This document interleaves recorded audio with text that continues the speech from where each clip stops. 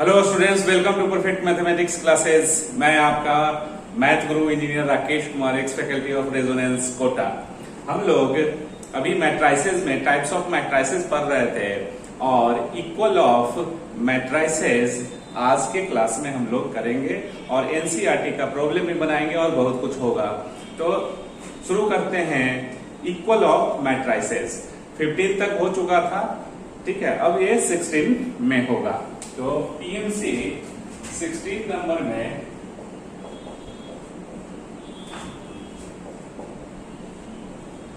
Equal matrices, दो matrix जो है वो इक्वल कब होता है, पहले हम लोग इस चीज को समझते हैं, ठीक है। उसके बाद लिखेंगे। दो मैट्रिक्स तभी इक्वल कहा जाएगा जब दोनों मैट्रिक्स का ऑर्डर सेम होगा। और हम लोग जानते हैं मैट्रिक्स का, अगर टू मैट्रिक्स लेते हैं तो ऑर्डर सेम कहने का मतलब ये हुआ कि फर्स्ट मैट्रिक्स का जितना नंबर ऑफ रोज होगा, सेकेंड जो मैट्रिक्स, दूसरा वाला जो मैट्रिक्स ले रहे हैं, उसका भी नंबर ऑफ रोज उतना ही होगा। फर्स्ट मैट्रिक्स का जितना नंबर ऑफ कॉलम्स होगा, सेकेंड वाला का भी उतना ही नंबर ऑफ कॉलम्स होना चाहिए। ये पहला पॉइंट हो गया। दो मैट्राइसेस को इक्वल होने के लिए नंबर ऑफ ऑर्डर्स सेम होना चाहिए दोनों का, ठीक है।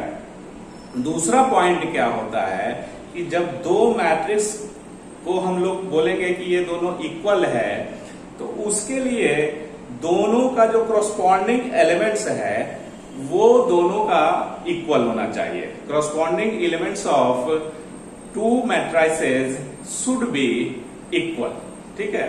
तो ये कंडीशन होगा तो हम लोग बोलेंगे कि ये दोनों मैट्रिक्स इक्वल है, ठीक है। अब इसको लिखते हैं। To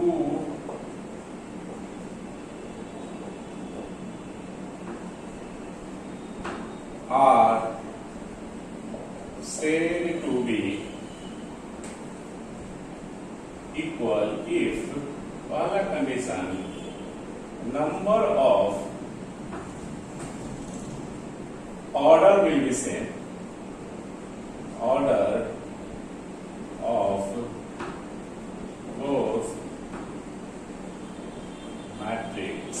both matrix are same.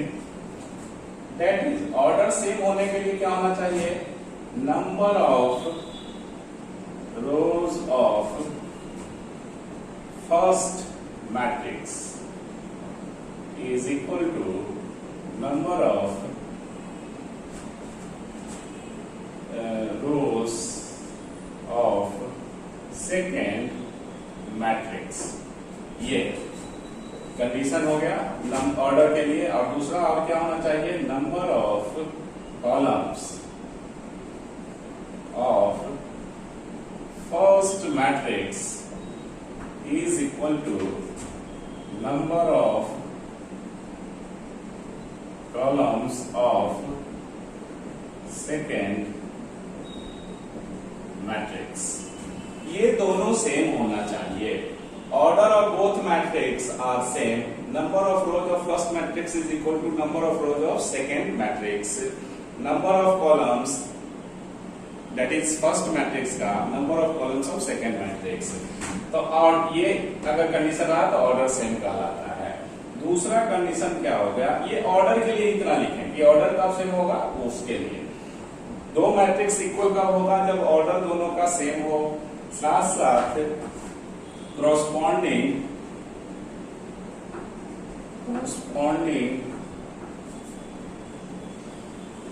elements of both matrix are same। ये होना चाहिए, तब हम लोग बोलेंगे कि दोनों मैट्रिक्स क्या है, इक्वल है। इसको दूसरे लैंग्वेज मैथमेटिकली कैसे लिख सकते हैं वो देखिए। इसका डेफिनेशन दस ऐसे करके हम लोग लिख सकते हैं। टू मैट्रिक्स ले लेते हैं ना, टू मैट्रिक्स ए, अब इसको डिफाइन कर दो, इसका एलिमेंट्स ए आई जे और m cross n and matrix B, इसको डिफाइन कर दीजिए, इसके एलिमेंट्स को B से डिनोट कीजिए, E I J P cross Q, ऐसा करके ले लीजिए। Two matrix A and B are said to be equal matrix if पहला कंडीशन ऑर्डर दोनों का सेम होना चाहिए, तो M बराबर P एंड n बराबर Q, ये ऑर्डर सेम हो गया, M बराबर P n बराबर Q। दूसरा क्या होना चाहिए condition, elements, corresponding elements A I J is equal to B I J for all I J, natural number होता है तो इसके लिए, ठीक है। कॉरस्पॉन्डिंग एलिमेंट्स दोनों का सेम होना चाहिए, जैसे अगर A I J का वैल्यू 1 2 लिए तो यहां भी I J है, तो A 1 2 is equal to B 1 2 होना चाहिए, A 1 3 is equal to B 1 3, A 3 1 is equal to B 3 1। Corresponding elements दोनों का सेम होना चाहिए। तो जब कॉरस्पॉन्डिंग एलिमेंट्स दोनों का सेम हो जाएगा और ऑर्डर सेम हो जाएगा तो हम लोग क्या बोलेंगे कि ये दोनों मैट्रिक्स जो है इक्वल मैट्रिक्स है। क्लियर? जैसे एग्जांपल के लिए अगर हम लोग समझते हैं तो ऐसे matrix A 2 3 4 5 and B A B C D are equal if A, देखो ऑर्डर तो दोनों का सेम है, 2/2 है तो ये भी 2/2 है, तो ऑर्डर वाला कंडीशन तो ये फॉलो कर रहा है। कॉरस्पॉन्डिंग एलिमेंट्स सेम होना चाहिए, तो ये तभी इक्वल कहलाएगा जब A का वैल्यू 2 होगा, B का वैल्यू 3 हो जाएगा, C का वैल्यू 4 हो जाएगा एंड D का वैल्यू 5 हो जाएगा। ये क्लियर? जब तब ये और ये दोनों क्या कहलाएगा कि इक्वल मैट्रिक्स है, ठीक है। तो इस तरह से इक्वल मैट्रिक्स का आपको समझ में आ गया होगा कि क्या होना चाहिए, है ना। जैसे कुछ और प्रॉब्लम बनाते हैं और समझते हैं इसको, है ना। अब चलिए एक प्रॉब्लम जो है ऑब्जेक्टिव टाइप का, इसको हम लोग सोल्व करते हैं। कंसेप्ट बेस्ड है, जो अभी थ्योरी पढ़ रहे हैं उसके बेस पे हम लोग इसको सोल्व करते हैं। होता है कि M and Q for what values of M and Q two matrix A and B are equal. A और B ऐसे डिफाइंड किया हुआ है, तो यहां देखो कॉरस्पॉन्डिंग एलिमेंट्स को डिफाइन कर दिया, मतलब दोनों का सेम है। तो एक जो कॉरस्पॉन्डिंग एलिमेंट्स वाला है सर, तो वो तो ऑलरेडी डिफाइन कर दिया है, इसलिए इसमें हमको देखने की जरूरत नहीं है। अब ये M और N का क्या वैल्यू होगा जिसके कारण A और B दोनों इक्वल होगा, तो दोनों का ऑर्डर सेम होना चाहिए। कॉरस्पॉन्डिंग एलिमेंट्स, इसमें भी Aij है, इसमें भी Aij है, तो कॉरस्पॉन्डिंग एलिमेंट्स तो सेम हो गया, बट हमारा यहाँ पे ऑर्डर सेम दिख नहीं रहा है। तो ऑर्डर सेम कब होगा? जब M इज इक्वल टू 6 और 5 इज इक्वल टू Q। तो M का वैल्यू 6 और Q का वैल्यू 5 होगा, तभी दोनों मैट्रिक्स क्या बोला जाएगा कि इक्वल है। तो ये आपका भी करेक्ट आंसर। सिंपल सा ये प्रॉब्लम है। क्लियर? आ रहा है समझ में? अब हम लोग एनसीईआरटी का जो इक्वल मैट्रिक्स बेस पे जो प्रॉब्लम है उसको सोल्व करते हैं।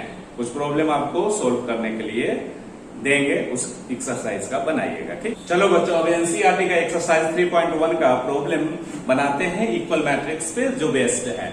ऑलरेडी इसका कुछ प्रॉब्लम जो था स्टार्टिंग वाला इंट्रोडक्शन ऑफ मैट्रिक्स जब पढ़ रहे थे तो उसमें ऑलरेडी हम सोल्व कर दिए थे, जो इसके पहले वाला प्रॉब्लम नंबर 5 तक। ठीक है, तो इसके आगे जो है इसको हम लोग प्रॉब्लम को बनाते हैं। देखिए इसमें क्या कहता है कि एक्स वाई और जेड का अलग अलग क्वेश्चन में एक्स वाई और जेड का वैल्यू निकालना है। ठीक है, और ये बोल रहा है कि ये देखिए जैसे पहला क्वेश्चन अगर देखते हैं तो यहाँ ये इक्वल का साइन है, मतलब दो मैट्रिक्स इक्वल है। दो मैट्रिक्स जो इक्वल होता है उसका कंडीशन जो है उसको यूज करके इस प्रॉब्लम को सोल्व करते हैं। तो फर्स्ट का सॉल्यूशन देखिए, 4 3x5 is equal to yz 1 5। अब यहाँ पे क्या है, ऑर्डर 2/2 और यहाँ भी ऑर्डर 2/2 है, तो ऑर्डर तो दोनों का सेम है, इसलिए ऑर्डर से कोई दिक्कत नहीं है, ऑर्डर सेम ही होगा। तो अब कॉरस्पॉन्डिंग एलिमेंट्स क्या होना चाहिए, सेम होना चाहिए। तो कॉरस्पॉन्डिंग एलिमेंट सेम होने के लिए क्या करेंगे, 4y is equal to 4, z is equal to 3, x is equal to 1 5 5 है नहीं, तो ये आपका आंसर हो गया। वो हम लिखे नहीं है कि two matrices are equal if, already अभी कंडीशन लिखे ही थे। ठीक है, तो उसको लिखने का क्या जरूरत है अभी। सेकेंड में ये दोनों इक्वल है, इस प्रॉब्लम को यहाँ पे ऐसे करके बनाते हैं। ठीक है, ये इसका सॉल्यूशन देख लीजिए यहाँ पे, ये फर्स्ट का सॉल्यूशन हो गया, ये सेकेंड का सॉल्यूशन है। तो ये और ये इक्वल कब होगा, देखो ऑर्डर तो दोनों का सेम ही है, ऑर्डर सेम ही है, मतलब E2 और E2 इस तरह से है, तो ऑर्डर सेम है। तो कॉरस्पॉन्डिंग एलिमेंट्स कहने का मतलब है क्या है कि ये जो पोजीशन है, इस पोजीशन पे जो एलिमेंट्स है वो इक्वल होगा इस पोजीशन पे जो एलिमेंट्स है, मतलब A11 is equal to B11, ए और बी अगर मैट्रिक्स मानते हैं तो इस तरह से। तो x प्लस वाई बराबर 6, x plus y is equal to 6 वाला 2 बराबर होना ही चाहिए, अगर कुछ वैल्यू नहीं है तो सेम होगा। 5 plus X is equal to 5, पहले इक्वेशन लिख लो, X Y is equal to 8। ये 3 इक्वेशन हमको मिला इक्वल ऑफ मैट्रिक्स से। ठीक है, तो फर्स्ट सेकेंड से पहले एक वैल्यू निकाल लेते हैं जो दिख रहा है, from second x is equal to 5 cut जाएगा तो ये 0, x का वैल्यू क्या हो गया, 0 हो गया। ठीक है, तो from first we get, first से x जब 0 करेंगे तो y का वैल्यू क्या होगा, 0 प्लस y इज 6 और y is equal to 6। x y z निकालना है तो x y का निकल गया। अब हमको क्या कहते हैं, थर्ड से क्या मिलता है उसको देखिए। अब यहाँ ये क्या सही है, अगर मान लो तीनों साइमल्टेनियस सैटिस्फाइड होना चाहिए। x का वैल्यू अगर हम 0 देते हैं, ठीक है, तो ये 6 इंटू 0 बराबर 8 तो होगा नहीं, तो x बराबर 0 तो इसको सेटिस्फाइड कर नहीं रहा है ना। तो इसलिए अभी ऐसे लिख रहे हैं, अब कौन सा वैल्यू होगा क्या होगा इस इक्वेशन से भी डिसाइड होगा। तो एक्स वाई फ्रॉम थर्ड से x, अब y का वैल्यू यहाँ पे 6 माइनस एक्स रखिए, 6 minus x is equal to 8। y का वैल्यू फर्स्ट से 6 माइनस एक्स, क्लियर। और 6x minus x square is equal to 8। तो अब इसको सोल्व करो, therefore x square minus 6x plus 8 is equal to 0। सबको इस साइड लेके आएंगे तो, और x square minus 4x minus 2x plus 8 0, x minus 4 minus 2x minus 4 0, और x इज इक्वल टू 2 या x is equal to 4। Clear, x का value 2 होगा चाहे 4 होगा। तो ये वैल्यू इसलिए नहीं होगा, समझ में आ रहा है ना, क्यों कि अगर x बराबर हम 0 लेते हैं और y बराबर 6 लेते हैं तो ये x, अब y बराबर 6, तो x के 0 होने के कारण y बराबर 6 आया है, ठीक है। तो अगर ये और ये वैल्यू लेंगे तो आपका ये थर्ड इक्वेशन सेटिस्फाइड नहीं करेगा। 0 इंटू 6, 0 बराबर 8 होगा, नहीं ना होगा। तो साइमल्टेनियसली सबको सेटिस्फाइड करना चाहिए, तभी तो। नहीं तो x बराबर अगर आप 0 रख दीजिएगा तो यहाँ x बराबर 0 रखिएगा तो ये 0 हो जाएगा, तो 0 इज इक्वल टू 8, नहीं, क्रोस्पॉन्डिंग एलिमेंट सेम नहीं होगा, तो इक्वल मैट्रिक्स तो होगा नहीं। तो इसलिए ये और ये दोनों वैल्यू नहीं होगा, नहीं काउंट होगा। क्लियर? क्योंकि ये वैल्यू से 6 आ रहा है, x बराबर 0 ही नहीं सेटिस्फाइड कर रहा है, तो इसलिए इसको हम लोग काउंट नहीं करेंगे। तो फ्रॉम थर्ड से x का इक्वेशन, थर्ड से x को रहने देंगे, किसी एक वेरिएबल को वैल्यू दे देंगे, तो इस तरह से ऐसे करके ये आ जाता है। तो x बराबर 2 और x बराबर 4। अब देखो वेन x बराबर 2 अगर लेते हैं तो y का वैल्यू क्या होता है, ठीक है। तो y का वैल्यू किसी से भी, इसी से निकाल लीजिए। x बराबर अगर 2 है तो y का वैल्यू क्या आएगा, x बराबर 2 तो y बराबर 4, y बराबर 4, x बराबर 2 तो y बराबर भी 4, इसको भी सेटिस्फाइड कर रहा है, ये तो इसी से आया तो सेटिस्फाइड करेगा ही। व्हेन x बराबर 2 तो y बराबर, x बराबर 2 अगर देते हैं, 2 तो ले ही लिए, x बराबर अगर हम 4 देते हैं तो y बराबर 2, y बराबर 2। तो ये आपका सही सॉल्यूशन है। कहने का मतलब फाइनल सॉल्यूशन कैसे लिखेंगे, x इज आइदर x बराबर 2 एंड y बराबर 4 और x बराबर 4 and y is equal to 2। ये आंसर होगा, ये दोनों आंसर होगा, ये चाहे ये। आप अगर ऐसे बनाते हो तो वैल्यू दे के भी देख लेना। अगर मान लो कि x बराबर 0, क्योंकि पहला में तो ऐसे ही कहाँ गलती होगा, यही गलती होगा कि x बराबर 0 निकाल दिए इधर से, ठीक है, और ये 0 वैल्यू लेके इसमें दे दिए तो क्या आ गया, y बराबर ये आ गया। इस पे ध्यान अगर जाएगा बाद में तो लगेगा कि अरे ये तो x बराबर 0 है, तो 0 बराबर 8 कैसे पॉसिबल है, तो इसलिए दोनों वैल्यू नहीं ले पाएंगे, ठीक है। तो अब कैसे बनाएंगे कि पहले वैल्यू नहीं निकाल के पहले x का इक्वेशन निकाल लेते हैं और उससे जो वैल्यू आता है उससे फिर y का वैल्यू निकालेंगे, इस तरह से ये, ठीक है। सेकेंड क्वेश्चन बन गया। थर्ड नंबर देखिए, थर्ड में ये इजी है। थर्ड इधर हम बता देते हैं, थर्ड वाला इधर यहाँ पे थर्ड का सॉल्यूशन देख लो, यहाँ पे थर्ड का सॉल्यूशन, ठीक है। तो ये क्या इक्वेशन होगा, यहाँ पे x plus y plus z is equal to 9 वाला, x प्लस जेड बराबर 5 और y plus z is equal to 7 second, और ये थर्ड। ये हो गया, ठीक है। जिससे दिख रहा है कि जिससे वैल्यू निकल सकता है, ये जेड है, तो आप उससे वैल्यू एक निकाल लीजिए किसी एक का, उसके बाद फिर कॉरस्पॉन्डिंग निकालते जाइए, ठीक है। देखो y प्लस जेड बराबर 7 है, तो x का वैल्यू फ्रॉम, ऐसे लिखेंगे, फ्रॉम फर्स्ट एंड थर्ड क्या हो गया, y प्लस जेड बराबर डायरेक्ट 7 दे दो, तो x प्लस 7 बराबर 9, therefore x is equal to 2।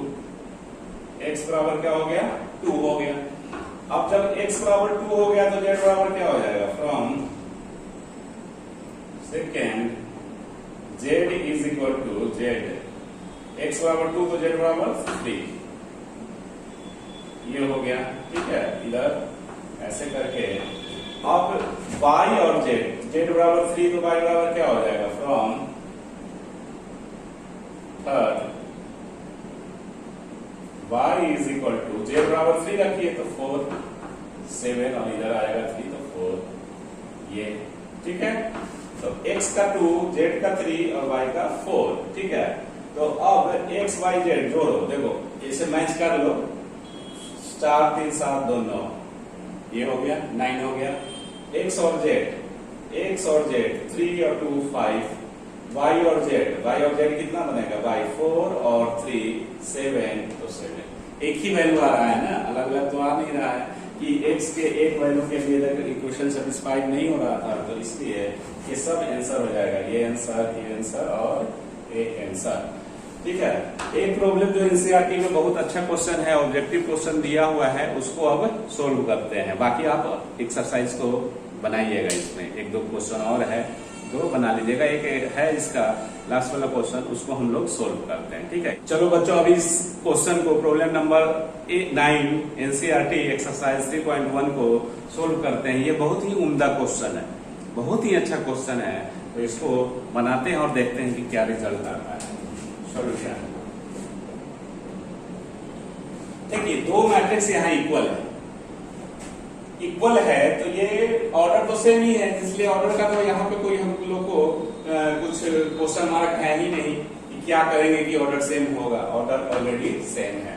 तो अब कॉरस्पॉन्डिंग एलिमेंट्स का वैल्यू सेम होना चाहिए, तो क्या मिलता है डायरेक्ट लिख देते हैं, वो लिख लीजिएगा कि दो मैट्रिक्स इक्वल है, therefore 3x + 7 is equal to 0 वाला इक्वेशन, ये 5 is equal to y - 2 is equal to 5, फिर y + 1 इज इक्वल टू 8, फिर 2 - 3x इज इक्वल टू 4। ये चार इक्वेशन कॉरस्पॉन्डिंग एलिमेंट्स को इक्वल करने के कारण आ रहा है। ठीक है, तो पहला से हम लोग को क्या मिलता है, from first equation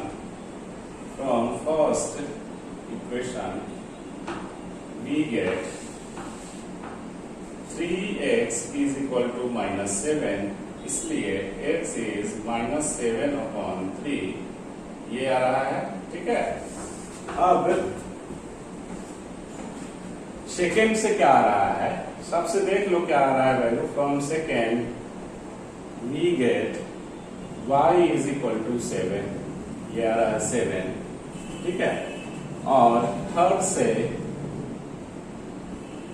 from third, ठीक है, y is equal to also 7, चलिए कोई बात नहीं, ठीक है, थर्ड से भी वही। फोर्थ से देख लीजिए, फ्रॉम सब इक्वेशन से एक ही x का एक ही वैल्यू आना चाहिए, y का एक ही वैल्यू हो, और अलग होता है कि ये चाहिए फ्रॉम फोर्थ से 3x इज इक्वल टू -2, इसलिए x इज इक्वल टू -2/3।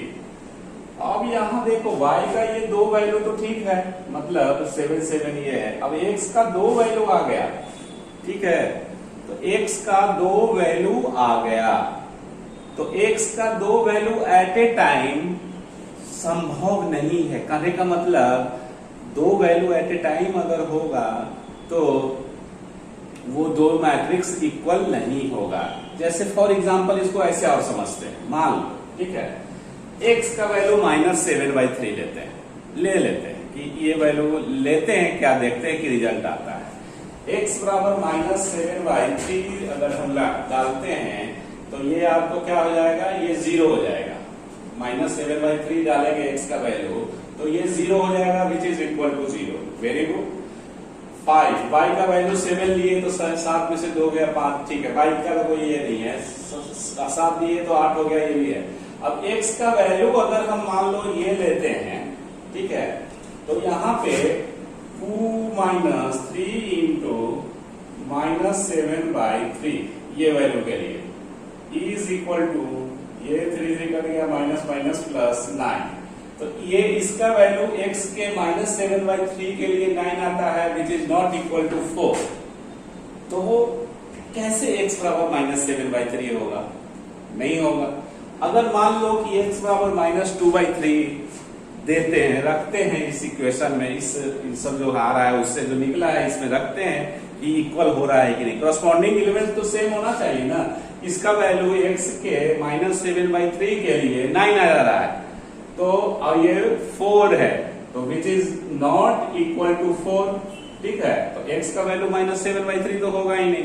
अगर x का वैल्यू -2/3 लेते हैं तो ये सेटिस्फाइड करेगा, क्योंकि इसी से आया है। तो ये 4 आ जाएगा, लेकिन ये नहीं आएगा। इसमें x बराबर -2/3 अगर लेते हैं तो 3 into x -2/3 plus 7 is equal to 5। तो 5 is not equal to 0। Clear? तो ये तो इक्वल मैट्रिक्स नहीं हुआ, कॉरस्पॉन्डिंग वैल्यू मिल नहीं रहा है किसी वैल्यू के लिए। इसका रीजन ये हुआ कि एट ए टाइम x का 2 वैल्यू आ गया है, ठीक है। तो एट ए टाइम 2 वैल्यू नहीं हो सकता है, ठीक है। तो वो चीज है। तो यहां हम लोग लिखेंगे here x has 2 values at the same time, at a time भी लिख सकते हैं। हेंस आप समझा भी दिए कि ताकि आपको समझ में आए। हेंस x और y का वैल्यू not possible to find, hence not possible to find. ये नहीं करना है कि y का वैल्यू अगर हम दे रहे हैं तो y मिल जा रहा है, तो y से थोड़े ना, खाली y से नहीं ना है, हमको तो सब कॉरस्पॉन्डिंग एलिमेंट्स का वैल्यू मिलना चाहिए। y का 7 के लिए तो ठीक है, y जहां जहां मिल जा रहा है, लेकिन बाकी x का वैल्यू रखेंगे तो मिल नहीं रहा है। तो 2 मैट्रिक्स मिल नहीं रहा है, कॉरस्पॉन्डिंग एलिमेंट्स का वैल्यू सेम नहीं आ रहा। तो ये पॉइंट्स है कि x has 2 value eight the same time, एक ही टाइम में x का वैल्यू। ऐसा नहीं है कि y के इस पार्टिकुलर वैल्यू के लिए x ये हो रहा है। हम लोग तो x इंडिपेंडेंटली निकाल रहे हैं, x यहाँ भी इंडिपेंडेंटली x निकाल रहे हैं। ऐसा नहीं है कि y के 5 वैल्यू के लिए कुछ आ रहा है, ये कुछ और आ रहा है। तो जो पिछले प्रॉब्लम में देखे थे, तो वो पॉसिबल हो सकता है कि x का वैल्यू वेन x बराबर 2 तो y बराबर 4, वेन x बराबर 4 तो y बराबर 2, ऐसा करके पिछले जो प्रॉब्लम था उसमें आया था। तो वो अलग है और है, ठीक है। एट ए टाइम यहाँ पे x का 2 वैल्यू आ रहा है, ठीक है। तो वो सही नहीं है, क्योंकि 2 मैट्रिक्स इक्वल नहीं होगा। ये अच्छा क्वेश्चन था, एनसीईआरटी का प्रॉब्लम, ये बहुत बार पूछा है बोर्ड एग्जामिनेशंस में। तो इसको आप लोग अपने से भी कुछ क्वेश्चन आप बनाते रहिएगा, ठीक है। तो आज के लिए इतना ही। आज तो हम लोग बहुते पढ़े, बहुत अच्छा कंसेप्ट सीखे, बहुत अच्छा प्रॉब्लम को डील किए हैं। तो आज के लिए इतना ही, तब तक के लिए धन्यवाद।